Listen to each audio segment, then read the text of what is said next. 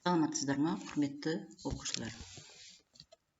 Бүгінгі сабақтың тақырыбы гидропоршынды сорапты қондырғылар. Гидропоршынды сорапты қондырғылар, сіздер білесіздер, бұл мұнай өндірудің штангысы сорапты қондырғылар түрлеріне жатады. Гидропоршынды сорапты қондырғы. Қазіргі заманғы гидропоршынды сорапты қондырғы тереңдігі 4500 метрге дейін, құрамында судың мөлшері көп, дебиті 1200 метр куб тәулігінен дейінгі скважиналарды пайдалануға мүмкіндік береді. Гидропоршынды сораптар басқа сорапты қондырғыларға қарағанда көптеген артықшылықтарға ие. Олардың қолданылуы механикалық энергия беруші қатынастарды қажет етпейді, мысалы штанга, канат, кабель, тағы сондай сияқтыларды. Және бұл қондырғыларды кез келген қисықты ұңғыда қолдануға мүмкіндік береді. Сұйықтықтың мөлшерін, алынатын мөлшерін реттеуге және бірнеше ұңғыға ортақ гидрожетектеуден жұмыс істеуге мүмкіндік береді. Одан басқа, бос лақтырылатын типті сорапты қолдануға, тереңдік аспаптарды гидропоршынды сорап сұйық ағынымен бірге тасымалдауға, өндірілген сұйықтың бірінші өңдеу үшін химиялық реагенттерді қолдануға мүмкіндік береді. Схемаға қарасаңдар, сұлбада гидропоршынды сорапты қондырғының сызбасы берілген.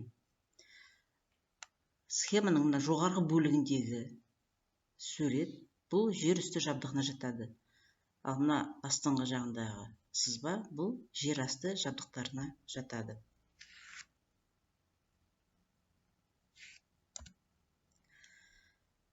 Егер мына сызбадан қарасақ, біз мұнда гидропоршынды қондырғының сұлбасын көріп тұрмыз. Бірінші элемент бұл жерде скважиналық сорап, екінші батпалы қозғалтқыш, үшінші линия мынау. Жұмыс істелінген сұйықтықты және ұңғының өнімін көтеру үшін арналған канал немесе СКК тізбегі. Төртінші, жұмысшы сұйықтықты батпалы агрегатқа жеткізетін құбырлар тізбегі. Бесінші элемент бұл күштік қуатты сорап. Алтыншы элемент жұмысшы сұйықтықты дайындау жүйесі.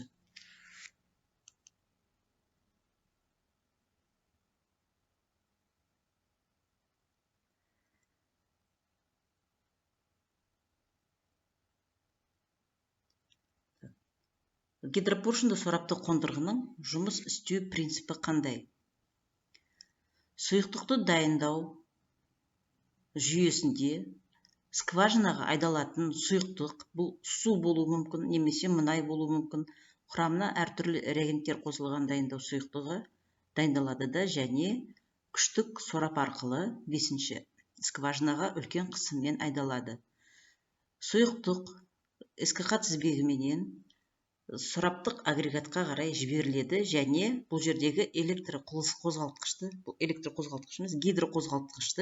іске келтіреді. Гидроқозғалтқыш сорапты іске келтіреді, сорап скважина түбіне келіп жатқан сұйықтықты әрі қарай СКК тізбегіне қарай бағыттайды.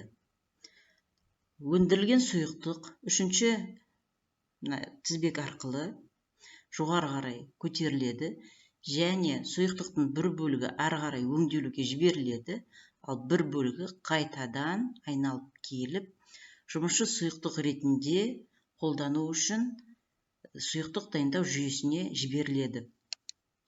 Бұл жерде сұйықтықтың құрамындағы газ және басқа механикалық қоспалар тазаланады.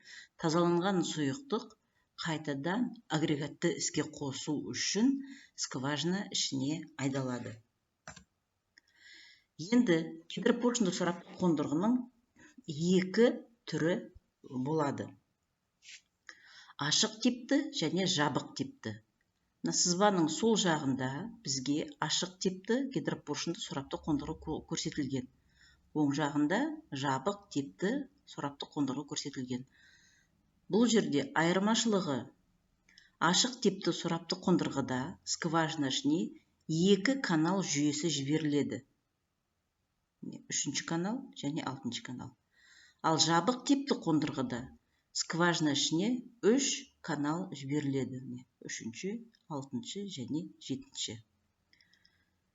Ашық типті қондырғыда біз жаңа айтып кеттік.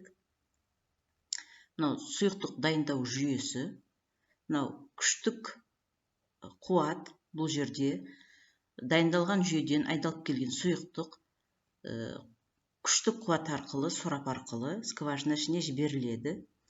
Батпалы агрегатқа қарай. Батпалы агрегат мына жерде гидропоршынды қозғалтқыш орналасқан. Сорапты іске қосады. Сорап сұйықтықты тартып қабаттан, оны өндірілетін каналға қарай жіберіледі. Сұйықтықты жоғары каналмен айдайды. Енді бұл жерде қабаттан өндірілетін сұйықтық және батпалы агрегат арқылы өткен сұйықтық екеуі араласып бір каналменен жоғары көтеріледі және сұйықтық дайындау жүйесіне келгеннен кейін бұл жерде әрі қарай тазаланады. Бір бөлігі өңдеуге жіберіледі әрі қарай, кәсіпшілікке қарай, ал бір бөлігі қайтадан тазаланып, газ, механикалық қоспалардан тазаланып, ажыратылып, скважина ішіне айдалады. Жабық типті сұлбада бізде 3 қатар НКТ көрсетілген. Бірінші каналменен дайындалған жұмысшы агент сұйықтығы агрегатты іске қосып, сорапты қозғалтады. Сорап сұйықтықты қабаттан суырып, бір бөлігі өндірілген сұйықтық 6-ші каналменен жоғары қарай бағытталады және өңделуге жіберіледі. Ал 3-ші каналмен келген жұмысшы сұйықтық батпалы агрегаттан өндірілетін сұйықпен араласпай, бөлек екінші ортадағы каналмен көтеріліп, әрі қарай өңделуге сұйықтық дайындау жүйесіне жіберіледі. Яғни бұл жерде жұмысшы агент ретінде қолданып тұрған сұйықтық агрегатқа жіберіледі және агрегаттан жұмыс істеп циркуляция үшін арналған сұйықтық мына ортаңғы каналменен қайтып жер бетіне көтеріледі. Ал сорап іске қосылғаннан кейін бұл қабаттан тартқан сұйықтықты бөлек өндірілген сұйықтық, скважиналық өнім бөлек каналмен жұмысшы сұйықтықпен араласпай жер бетіне көтеріледі де әрі қарай өңделуге жіберіледі.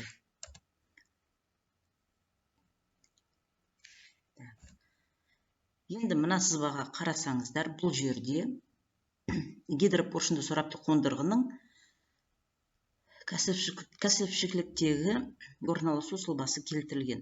Скважина сағасы, скважиналық саға, міне, жер асты жабдықтары, СКК сорапты компрессорлы құбырлар тізбегі, міне.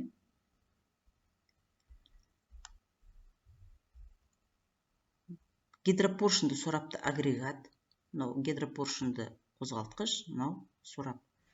Және 7-ші пакер, бұл құбырдың ұшын бекітіп тұрып ұстап тұру үшін және құбыр аралық кеңістікті саңылаустандыру үшін арналған.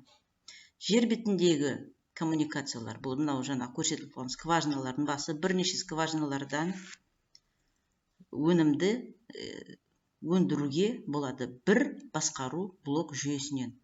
Бізде мынау бірінші өлшеу жүйесі, бұл жерде скважиналық өнімнің қысымы, шығыны, өнімділігі, дебеті көрсетіліп тұрады. Екінші технологиялық блок және 3 басқару блогы. Бұл жерде басқару блогы арқылы технология блокта орналасқан күштік қуатты сорап іске қосылады.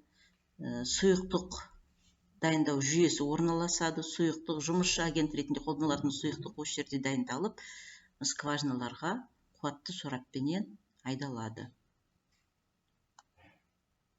Бүгінгі сабағымыз осы. Үй тапсырмасын орындауға кірісеміз.